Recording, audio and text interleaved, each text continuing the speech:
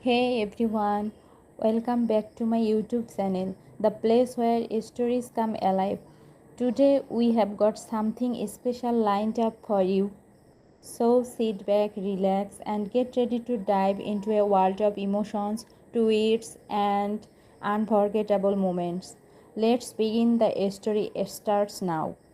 खुद को शांत करने के बाद वो सीधी बैठ गई तो जैक ने बहुत प्यार से उसके आंसू पोंछे। पर आर्या अभी भी बहुत सीरियस लग रही थी। उसने उसी सीरियस फेस के साथ अचानक से जैक से पूछा, जैक मेरे करीब आने से पहले तुम ये जान लो कि मेरे लिए भी मेरा देश मेरी जान, अपने और जिंदगी दोनों से पहले आता है। और फिर एक गहरी सांस लेकर बोली, मैं जानती हूँ मैं भी उसकी तरह सेल्फिश बन रही हूँ। तो अगर मैंने भी कभी मजबूरी में आकर तुमसे दूरी बना ली हमेशा के लिए, तो क्या तुम मुझसे नफरत करने लगोगे? क्या मैं तुमसे ये उम्मीद कर सकती हूँ कि तुम मुझे माफ कर दोगे? उद्धरण चिन्ह। नहीं। जैक जो बहुत शांति से आर्य की बातों को सुन रहा था, उसने एक ही शब्द में अपना जवाब दे दिया।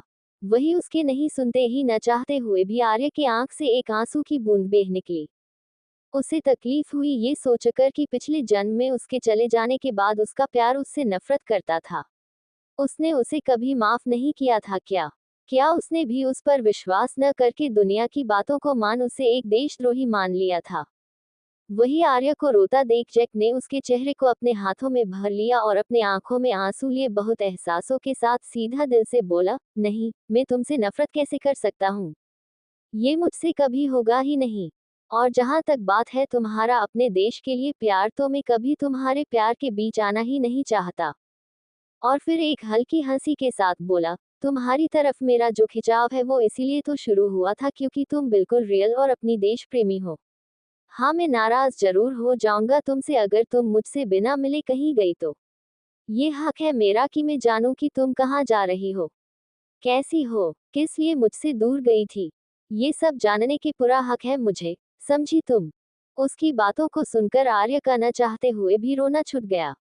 वही जैक भी अपनी बात खत्म करते करते बुरी तरह सिसकने लगा था। उन दोनों ने ही एकदम से रोते हुए एक दूसरों को गले से लगा लिया। आर्या अपने पास्ट इंसिडेंट्स को याद करके ज्यादा रो रही थी। तो जैक को समझ ही नहीं आ रहा था कि वो इस बारे में सोचकर ही इतना क्यों रो रहा था। पर उसे पता नहीं क्यों पर ऐसा लग रहा था जैसे वो ये सब पहले भी महसूस कर चुका था। पर इस बार उसने अपने इमोशंस को बिल्कुल भी कंट्रोल करने की कोशिश नहीं की। वैसे भी शुरू से ही इमोशंस पर कंट्रोल तो वो आर्य के सामने ज्यादा कर भी नहीं पाता था। आखिर वो प्यार थी उसकी। तभी जैक अपना रोना रोक एकदम से आर्य को खुद से दूर करके उसकी लाल पड़ चुकी आंखों में एकटक देखते हुए बोला, आई लव योर दिल एम्स body god. I love you so so much. Arya उसका सीधा कन्फेसेशन सुन प्यार से हल्का हंस दी। और फिर उसके चेहरे को नीचे झुकाकर थोड़ा ऊपर को उठकर उसके माथे पर अपने कांपते होठ रख दिए। इस पल में उन दोनों की आंखें सुकून से कुछ देर बंद रही। आर्य जो इस पल के लिए पिछले जन्म में सिर्फ तड़पती रह गई थी, आज उसे वो पल नसीब हो ही गया था। उसके बाद फिर से सीधे बैठकर आर्य अपनी आंखों में बहुत से एहसासों को लिए अपने कांपते होठों से उसके चेहरे को अपने हाथों में भरकर बोली, आई लव योर टू दिल and I will love your throughout my whole life. इतना बोल उसने जैक के गले लग गई और जैक ने भी उसे कसकर अपने बाहों में सुकून से जकड़ लिया। अगली सुबह 4 बजे अंडरस्को एरिक, जैक और अकू तीनों ही चुपके से अपनी अपनी वालियों के कमरे से निकल गए थे जब वो तीनों सो रही थी और अपने कमरे की तरफ जा ही रहे थे कि तभी रास्ते में तीनों एक ही पॉइंट पर आकर दोबारा से एक दूसरे से टकरा गए। पर क्योंकि इस वक्त वहां थोड़ी रोशनी थी तो वो डरे नहीं। पहले तो तीनों ने नजरें बचाकर एक दूसरे को देखा और फिर अचानक ही हंस दिए और तीनों ने एक साथ ग्रुप हग किया। और फिर बिना बोले ही मुस्कुराते हुए अपने अपने कमरों की तरफ चले गए। सुबह कुछ 8 बजे की करीब सभी तैयार हो रहे थे पर ऑफिस जाने के लिए नहीं क्योंकि आज प्रेम के पेरेंट्स आ रहे थे तो मिस्टर रिचर्ड ने उन्हें आज काम से छुट्टी दे दी थी।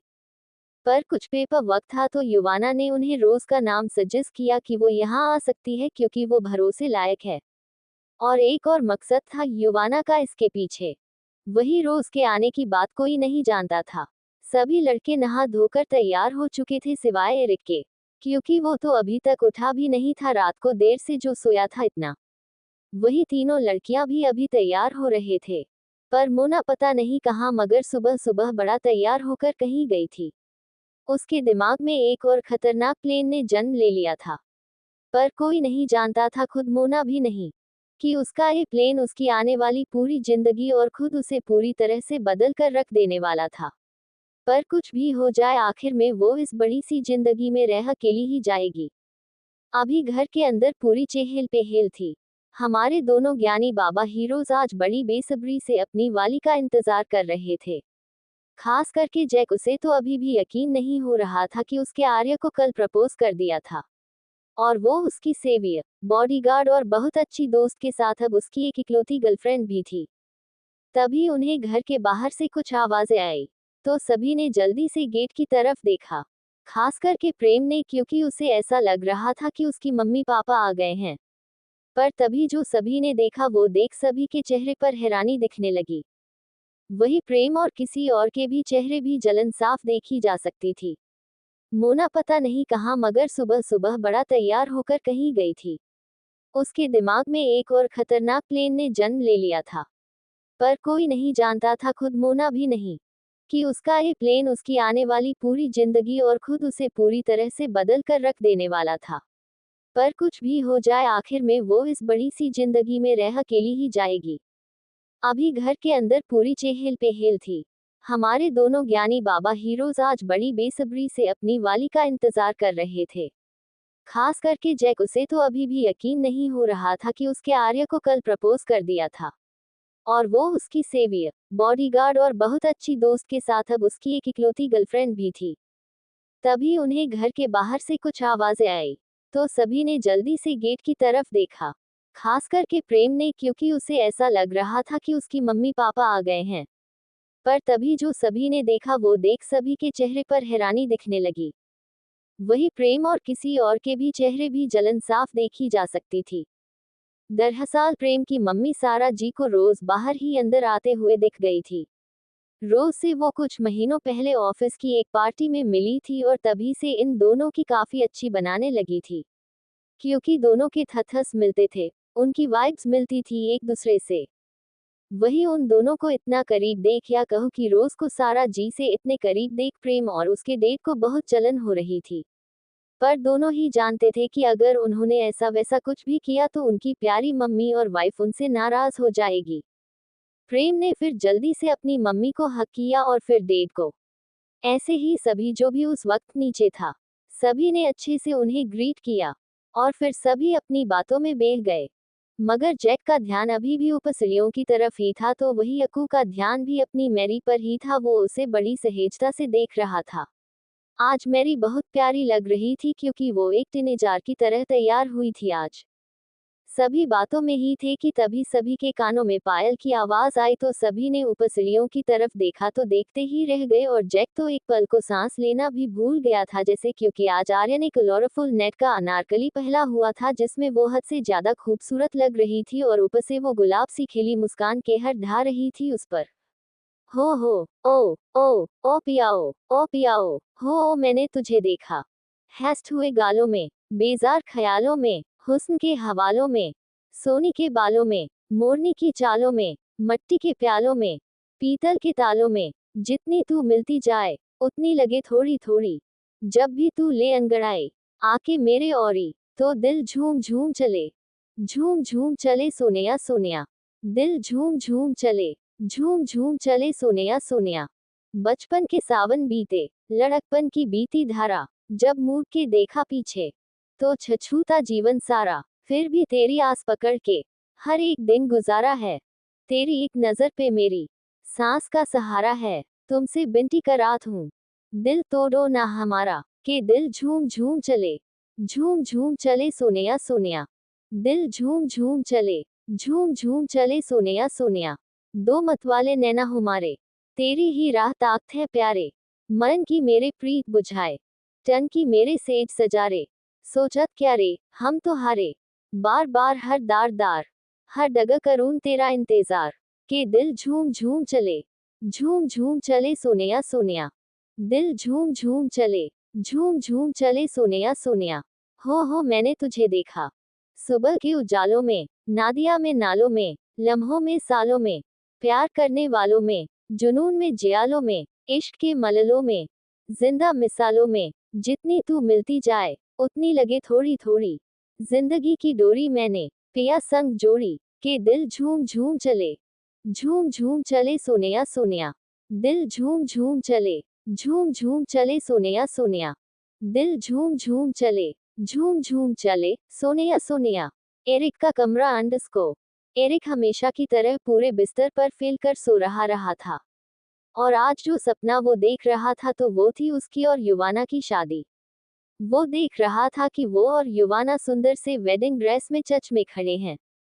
कुछ देर की फॉर्मेलिटीज के बाद फादर उन्हें हस्बैंड और वाइफ डिक्लेयर कर देते हैं और फिर उन्हें एक दूसरे को किस करने को बोलते हैं, तो सभी लोग किस किस किस चिल्लाने लगता है, तो वो दोनों मुस्कुराते हुए एक दूसरे के करीब आने लगते हैं। वही रियलिटी में भी एरिक नींद में ही किसी बेवकूफ की तरह हंस तो कभी मुस्कुरा रहा था और साथ ही अपने होठों का बड़ा सा पाउट बनाकर ऊपर आसमान की तरफ लेते लेते ही नींद में अपना सिर पर करने लगा था। तो वही उसके बैग के पास खड़ी युवाना जो पिछले 5 मिनट से उसके सारे ड्रामे और एक्सप्रेशन को देख रही थी। मगर जब उसने देखा कि कैसे एरिक अजीब सा मुंह बना रहा था तो उसके तन बदन में आग लग गई थी। वो मन ही मन खुद से बोली, हे भगवान, ये लड़का आखिर किसे नींद में चुम्मियां दिए जा रहा है, या फिर कोई और लड़की इसे। नहीं, ये क्या बकवास हो रहा है। गुस्से और जलन में युवाना ने बिना सोचे समझे ही पानी का जग उठाकर उसका पूरा पानी उसके ऊपर डाल दिया। वही पानी पड़ते ही बेचारा एरिक हड़बड़ाकर जो उठा है कि पूछो मत, और उठाते ही चलाया, ओह नो, मेरी पहली किस होते होते रह गई। और कौन है जिसने मुझे जगाया, वो भी इस तरह पानी डालकर। पर जब उसने अपने सामने गुस्से से कांपती युवाना को देखा तो वो बेचारा एरिक की बोलती वही बंद हो गई थी। वो मन ही मन खुद से बोली, हे भगवान, ये लड़का आखिर किसे नींद में चुम्मियां दिए जा रहा है, या फिर कोई और लड़की इसे। नहीं, ये क्या बकवास हो रहा है। गुस्से और जलन में युवाना ने बिना सोचे समझे ही पानी का जग उठाकर उसका पूरा पानी उसके ऊपर डाल दिया। वही पानी पड़ते ही बेचारा एरिक हड़बड़ाकर जो उठा है कि पूछो मत, और उठाते ही चलाया, ओह नो, मेरी पहली किस होते होते रह गई। और कौन है जिसने मुझे जगाया, वो भी इस तरह पानी डालकर। पर जब उसने अपने सामने गुस्से से कांपती युवाना को देखा तो वो बेचारा एरिक की बोलती वही बंद हो गई थी। एरिक ने कुछ बोलने की कोशिश की मगर युवाना का गुस्सा देख बेचारा कुछ ढंग से बोल ही नहीं पा रहा था। मैं, वो, बस यही सब निकल रहा था उसकी जुबान से। वही युवाना गुस्से में एकदम से बिस्तर पर चढ़कर एकदम से एरिक के नाइट सूट के कॉलर को पकड़ते हुए बोली, क्या हाँ, किसे चूमियां दे रहे थे तुम नींद में? हाँ, क्या रहा है तुम्हारे दिमाग में? आकर मेरे पास सो जाते हो मगर सपने किसी और के देख रहे हो। बेचारा एरिक जो पहले डरा हुआ था पता नहीं किस लिए, मगर अब उसे युवाना की बातें सुन झटका लगा। ये क्या बोल रही थी युवाना? आखिर क्या समझे वो उसकी बातों का मतलब? वही एरिक के कंफ्यूजिंग फेस को देख युवाना उसे खुद के पास लाते हुए बस इतना बोली, हिम्मत भी मत करना किसी और के बारे में सोचने की, और अगर सोचा तो फिर। इतना बोल उसने एकदम से आगे आकर एरिक की लिप्स पर बुरी तरह काट लिया, जिससे एरिक की एक सिसकी निकल गई और उसके लिप्स से थोड़ा सा खून भी आ गया। वो खून युवाना के लिप्स पर लगा हुआ था। इतना कर युवाना उसे तैयार होने को बोल वहां से एक डेविल स्माइल के साथ निकल गई। वही एरिक बस हैरानी से देखता ही रह गया था युवाना और उसकी अभी की हरकत को। पर फिर कुछ सोच वो एकदम से हंस दिया और गुनगुनाते हुए नहाने चला गया। नीचे हॉल में अंडरस्कोर सभी सोफे पर एक दूसरे के पास बैठे बातें कर रहे थे। जैक ने आर्य का हाथ पकड़कर उसे खुद के पास बिठाया हुआ था। वही रोज भी सारा जी के पास उनके ज्यादा बोलने पर ही बैठी थी। वो दोनों हंस हंस कर बातें कर रही थी, जो वजह प्रेम और मिस्टर जॉन के सीने पर सांप लौटने के लिए काफी थी। वो दोनों ही बेचारी रोज को घूरे जा रहे थे क्योंकि उसकी वजह से ही तो उनकी स्वीट हार्ट उन पर ध्यान नहीं दे रही थी। वही रोज को भी एहसास हो रहा था कि वो बुरी फंसती जा रही थी। पर जब प्रेम से बर्दाश्त नहीं हुआ तो वो रोने जैसा मुंह बनाकर बोला, मम्मा, ऐसे मत करो। वही अपने बच्चे की आवाज सुनकर सारा जी को आखिरकार ध्यान आ ही गया कि वो यहाँ किस काम से आई थी। उन्होंने जल्दी से प्रेम की तरफ अपनी बाहों को फैलाते हुए कहा, हे मेरा लल्लू राम, आजा मम्मा के पास। हे मेरा बच्चा। इतना सुनते ही प्रेम जल्दी से जाकर अपनी मम्मा के गले लग गया। पर वो क्या बोल रहे थे ये वहां बैठे 3 लोगों को छोड़ किसी को भी नहीं समझ आया, क्योंकि दोनों ला बेटे फुल हिंदी में बोल रहे थे। समझ आया था तो सिर्फ आर्य, मिस्टर जॉन और रोज को, क्योंकि उसे भी हिंदी समझ आती थी और यहाँ तक वो बहुत अच्छी हिंदी बोलती भी थी, जैसे बचपन से बोलती आ रही हो। पर कैसे और क्यों? वही प्रेम के लिए लल्लू राम सुनकर न चाहते हुए भी रोज जोर जोर से हंसने लगी। वही अब सभी उसे हैरानी में देखते रह गए। किसी को समझ नहीं आया कि क्या हुआ था अचानक जो रोज यूं हंसने लगी। पर आर्या मुस्कुरा रही थी, उसे पता था कि क्या हुआ था। वो प्रेम को चिढ़ाते हुए इंग्लिश में ही बोली, किसे पता यहाँ और किसको हिंदी आती हो और किसको नहीं। तो प्रेम का मुंह खुला का खुला रह गया और वो और सभी हैरानी से रोज को घूरने लगे, जो अभी भी किसी तरह अपनी हंसी कंट्रोल करने की कोशिश कर रही थी। वही बाकी सभी यही सोच रहे थे कि आखिर इतनी कितनी अच्छी हिंदी आती कैसे थी उसे, और क्योंकि सारा जी ने शब्द ही ऐसा बोला था। सबको खुद को घूरता देख रोज की हंसी अपने आप ही रुक गई और वो नर्वसली सभी को देखने लगी, उसे डर लगने लगा था। तो सारा जी ने बहुत प्यार से पूछा, बेटा आपको हिंदी आती है? पर आपको देखकर ऐसा लगता तो नहीं कि इंडिया से कहीं से कनेक्टेड हो। तो रोज उन्हें बताने लगी कि नहीं आंटी जी, मैं इंडियन नहीं हूँ, पर बचपन से ही एक टिपिकल इंडियन फैमिली में पली बड़ी जरूर हूँ। इसीलिए मुझे इतनी अच्छी हिंदी आती है, क्योंकि मैं जब बहुत छोटी थी तब मेरे माँ बाप की किसी कार से एक्सीडेंट हो गया था। फिर वो एक बड़ी सी स्माइल के साथ बोली, तब एक इंडिया फैमिली ने मुझे अडॉप्ट किया था।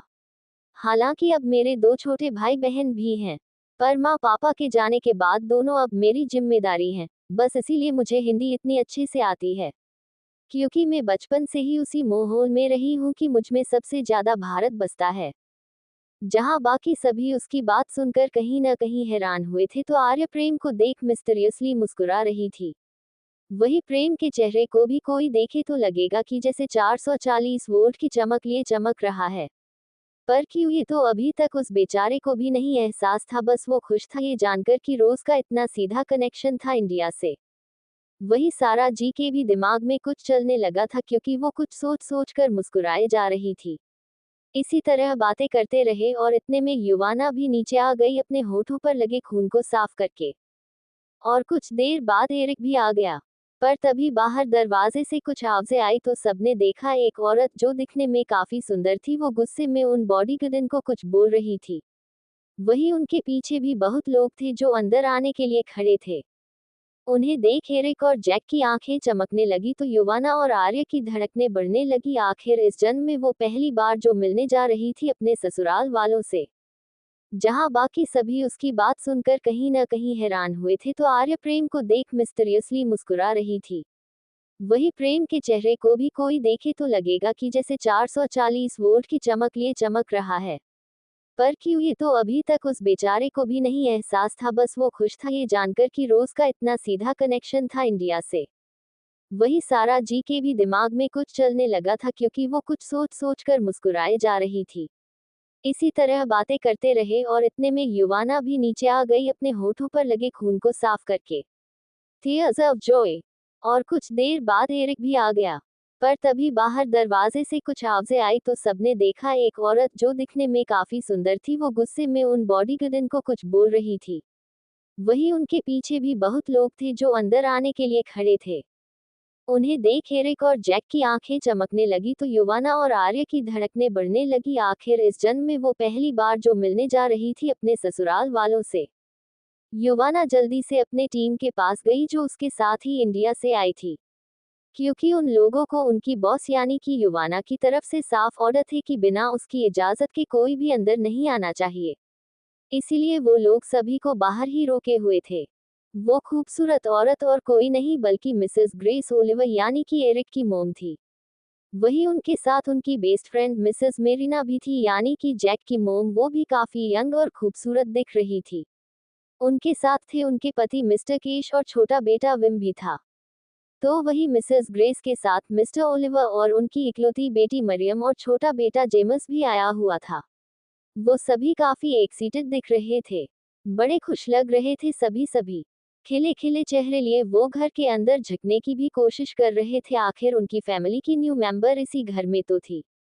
वही जहां पहले अपनी फैमिलीज को देख एरिक और जैक खुश हो रहे थे, तो वही अब उन दोनों को अचानक ही ये बात खटकी कि आखिर इन 2 सालों में तो उनकी फैमिली उनसे यूं मिलने कभी यहाँ आए नहीं, और फिर आज क्या हो गया तो सभी एक साथ यहाँ टपक पड़े। पर तभी दोनों के दिमाग में कुछ आया, तो दोनों ने पहले तो हैरानी से एक दूसरे को देखा और फिर घुरकर अपने अपने डेट को देखा। तो जहां मिस्टर ओलिवर उन्हें देख डेविल स्माइल दे रहे थे, तो वही मिस्टर केश ने तुरंत मासूम सा चेहरा बनाकर अपनी उंगली मिस्टर ओलिवर की तरफ कर दी, जैसे बोल रहे हो कि उनकी इन सब में कोई हाथ नहीं है। वही अपने सामने का नजरा देख युवाना और आर्या जल्दी से उन सभी के पास गई और उस बॉडीगार्ड की तरफ से उन सभी से माफी मांगते हुए बोली, सॉरी आंटी जी, वो क्या है ना, इनको जो बोल दिया एक बार तो बस, फिर ये किसी की नहीं सुनते मेरे सियाव, और मैंने ही उन्हें इतना स्ट्रिक्ट होने को कहा था। और फिर उस बॉडीगार्ड की तरफ मुड़ते हुए थोड़ा स्ट्रिक्टली बोली, अगली बार मुझ तक खबर पहले आनी चाहिए, समझे। तो उस बॉडीगार्ड ने युवाना को ये स्मेम कहा और बाकी सभी से माफी मांगी, तो सभी ने अपनी गर्दन हिला दी। वही युवाना की बात पर जहां सभी के चेहरे पर बड़ी सी स्माइल आ गई थी, क्योंकि उसकी बातों से वो समझ गए थे कि यही वो बॉडीगार्ड थी जिस पर उनका लड़का लट्टू हुए फिर रहा था। तो वही मिसेस मेरिना बहुत ध्यान से आर्य को ऊपर से नीचे तक देख रही थी। वो भी उसके कपड़ों को देख समझ गई थी कि यही वो लड़की हो सकती है। वही युवाना की बात पर मिसेस ग्रेस थोड़ा मुस्कुराते हुए बोली, अरे नहीं, बल्कि हमें ये देख काफी खुशी हुई कि अनजान लोगों के सामने इन्होंने हार नहीं मानी और मेरे तो धमकाने पर भी अपने काम से तस से मस नहीं हुए। सच में ये बात तो तारीफे काबिल है। हमें इनके इस एटीट्यूड से कोई प्रॉब्लम नहीं है। तो युवाना और आर्य ने उन्हें जवाब में हाँ में सिर हिला दिया और हल्का मुस्कुरा दिया।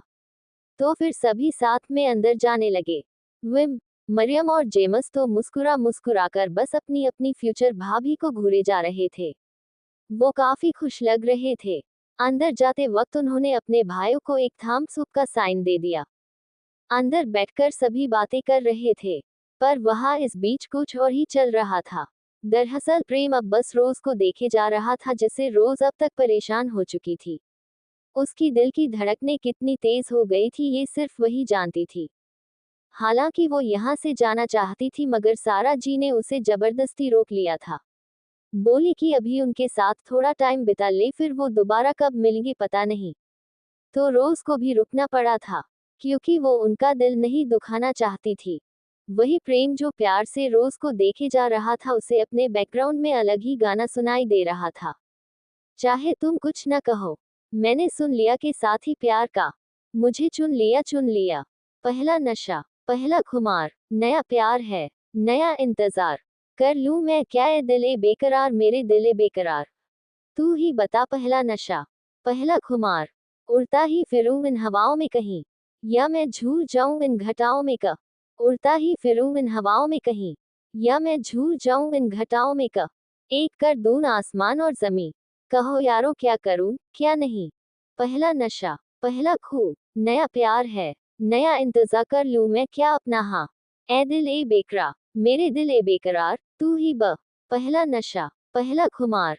उसने बात की कुछ ऐसे ढंग सपने दे गया वो हजारों रंग के। उसने बात की कुछ ऐसे से सपने दे गया वो हजारों रंग के।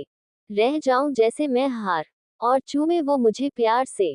पहला नशा, पहला खुमा, नया प्यार है, नया इंतजार, कर लूं मैं क्या अपना हाल। पहला नशा, पहला खुमा, नया प्यार है, नया इंतजार, कर लूं मैं क्या अपना हाल। दरअसल प्रेम बहुत पहले से ही रोज को पसंद करता था, मगर क्योंकि उसकी मम्मा की दिली इच्छा थी कि उनकी इकलौती बहू परिवार में मानने वाली एक संस्कारी लड़की हो, बड़ों और छोटों दोनों की इज्जत करने वाली कोई भारतीय हो और उसमें ये सारे गुण हो। उसमें सादगी हो, दिल की बिल्कुल साफ हो, किसी का बुरा न चाहने वाली हो, बिल्कुल प्योर सोल हो। हालांकि सारा जी को सिर्फ इंडिया लड़की ही नहीं चाहिए थी। उनका मानना था कि ये सभी गुण किसी और देश की लड़की में भी हो सकते थे, मगर इसी लड़की को ढूंढना मुश्किल भी बहुत था। मगर प्रेम को ये गलतफहमी थी कि उसकी माँ को सिर्फ इंडियन लड़की ही चाहिए, इसीलिए उसने कभी रोज के करीब जाने की कोशिश नहीं की, वरना उसका दिल तो पहले ही दिन रोज की सादगी पर आ गया था।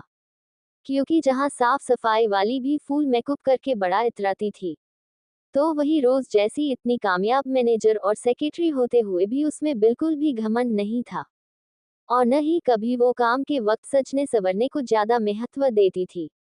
कंपनी की पार्टी को छोड़कर उसने उसे ठीक से तैयार हुए कभी नहीं देखा था, और उस वक्त भी उसने बस अपने बालों का जुड़े की जगह पोनीटेल बना लेती थी, और कपड़े भी वो डेली वाले ही पहनती थी।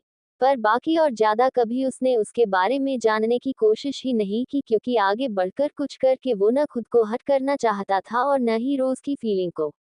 अभी सभी बातें कर रहे थे, वही जैक और एरिक की मोम बहुत देर से युवाना और आर्य को नोटिस कर रही थी, पर अभी तक कुछ बात नहीं हुई थी उनमें से किसी की किसी से। पर तभी एक मेड ने आकर युवाना को बोला, मैडम बच्चों ने कमरे की पूरी हालत खराब कर दी है, और वो मेरी सुन भी नहीं रहे हैं। मैं क्या करूं? उद्धरण चिन्ह अल्पविराम अल्पविराम। मैट के इतना बोलते ही एरिक और जैक की फैमिली ने एक साथ रिस्पॉन्स दिया, सिवाय मिस्टर रिचर्ड के। तो बाकी सभी ने चिल्लाकर पूछा, बच्चे तुम्हारे? क्या तुम दोनों मैरिड हो? कब, किससे, क्यों? और इतना बोलते ही सभी ने घूरकर मिस्टर रिचर्ड को देखा, तो उन्होंने जल्दी से मासूम सी शक्ल बना ली और ना में सिर हिला दिया।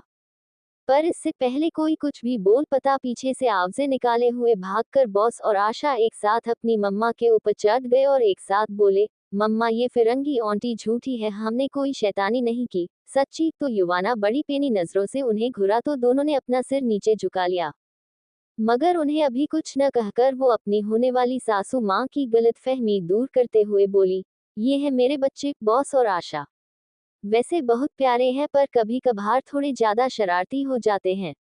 तो सभी हंस दिए। ऐसे ही काफी देर सभी ने एक साथ टाइम बिताया। वही किस्मत से एरिक की मोम डॉग लवर थी और जैक की मोम तो प्रोफेशनल एनिमल डॉक्टर थी, तो वो बच्चों के बहाने से युवाना और आर्य से भी काफी ज्यादा खुल मिल गई थी। ऐसे ही सभी ने पूरे दिन एक साथ एंजॉय किया।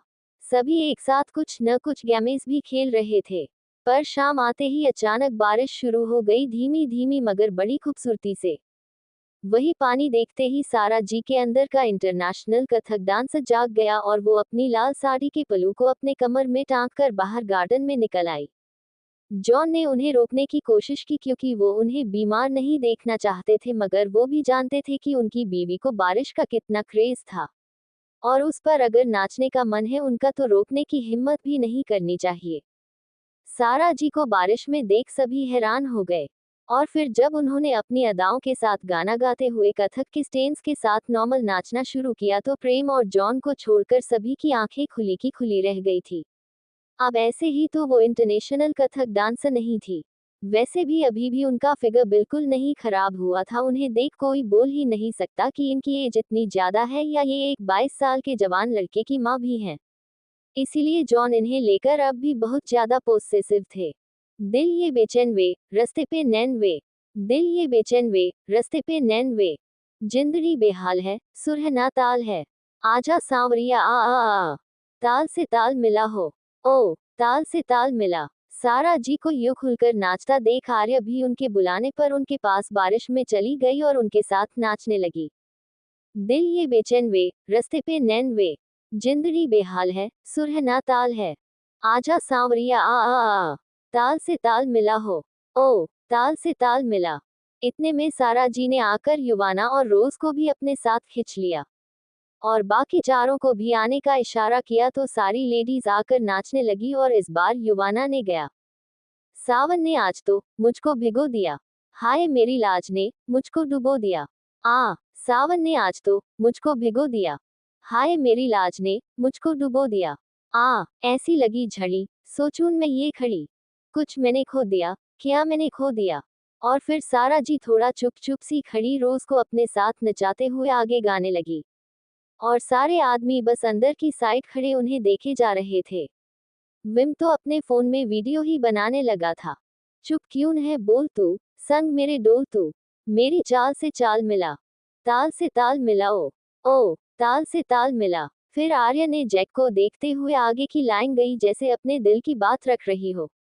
माना अनजान है तू मेरे वास्ते, माना अनजान हूँ मैं तेरे वास्ते। मैं तुझको जान लूं, तू मुझको जान ले। आ दिल के पास आ, इस दिल के रास्ते। वही आगे की लाइन को रोज ने गया और उसकी नजरें अनायास ही प्रेम पर चली गई थी, जो सारा जी ने बखूबी देख लिया था। वो हल्का सा मुस्कुरा दी। जो तेरा हाल है, वो मेरा हाल है। इस हाल से हाल मिला ओ ताल से ताल मिला हो, ओ ताल से ताल मिला। और फिर सभी ने मिलकर गया और खुशी से नाचते रहे। सभी के चेहरों पर खुशी, मुस्कुराहट और सेटिस्फेक्शन देखा जा सकता था। दिल ये बेचैन वे, रस्ते पे नैन वे, जिंदड़ी बेहाल है, सुरह ना ताल है। आजा सांवरिया आ ताल से ताल मिला हो, ओ ताल से ताल। तारानकन तारानकन तारानकन। वही मोना एक घने जंगल में खंड जैसे दिखने वाली बंगले में अंदर गई। उसे नहीं पता था कि जिससे मिलकर वो युवाना और एरिक को बर्बाद करना चाहती थी, एक दिन वही इंसान उसे सबसे ज्यादा दर्द देगा। उसे अकेला मरता तड़पता छोड़ चला जाएगा, या वो ही उस इंसान के पतन का कारण बनेगी जिसे वो चाहने लगेगी। वो कहते हैं न जैसा बोओगे वैसा ही कटोगे। जितने भी दर्द उसने युवाना और आर्य को दिए थे, उसे जल्द ही वो सब वापस मिलने वाले थे। तो बस वो जिस गधे को दूसरे के लिए खोद रही थी, वो एक दिन उसी में बर्बाद होकर दफन हो जाएगी। पर उसे अभी एहसास भी नहीं था कि वो अपनी बर्बादी के कितने करीब पहुंच गई थी और खुद उसके पास जा रही थी।